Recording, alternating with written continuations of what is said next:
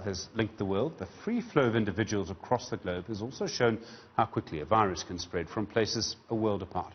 The search for a vaccine against COVID-19 continues. Nations are still maintaining some form of lockdown and social distancing. It seems the best deterrent to the virus still remains the simple washing of hands, tripling the number of people with clean hands at all airports. At around only 20% of people, at the moment, only around 20% of people at airports appear to have clean hands. It's believed that this could curb pandemics by as much as 69%. That's according to a new study from MIT Sloan researcher Christos Nicolaides.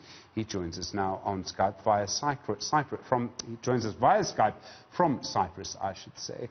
Christos, good evening to you. We know that washing our hands is important. I would imagine when we're traveling, when we're in an airport, it's even much more important. Yeah, it is very important. Hello, Stephen. So I should start saying that air transportation network is the main pathway to disease spreading. Because if we go back to 14th century, for example, to see how the Black Death was spreading from Asia to Europe, you will realize that it took about 3-4 years to go from the South Europe to the North Europe. And now with the COVID-19, we are talking in about 3 months, World Health Organization declared it as a pandemic. And this is definitely due to the long-range human travel, the long-distance human travel through the air transportation network. So definitely, air transportation network is something that we need to be very careful with.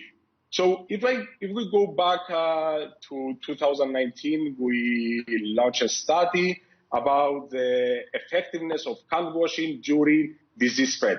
So this, I have to mention that this was a study not related to COVID-19 because it was before COVID-19, but this is a study that it has many implications for COVID-19.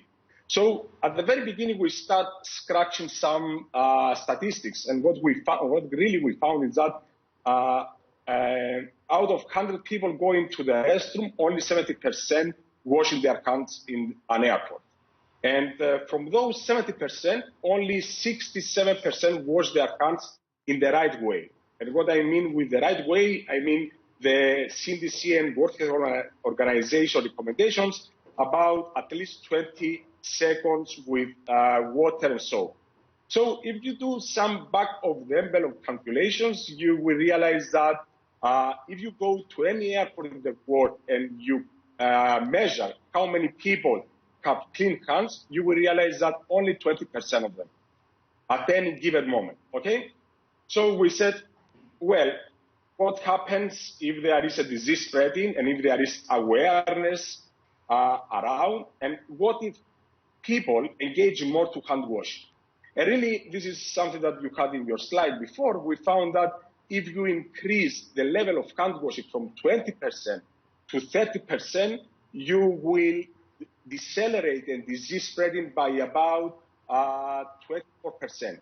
And if you go level of hand cleanliness 6%, will slow down and disease spreading at its early stages by 69%.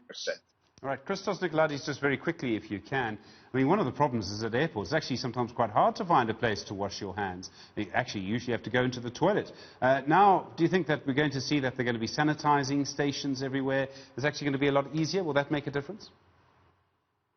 Exactly. So when I said to you that hand cleanliness we need to increase from 20 to 30%, this is definitely an infeasible task with the current capacity of hand washing in an airport.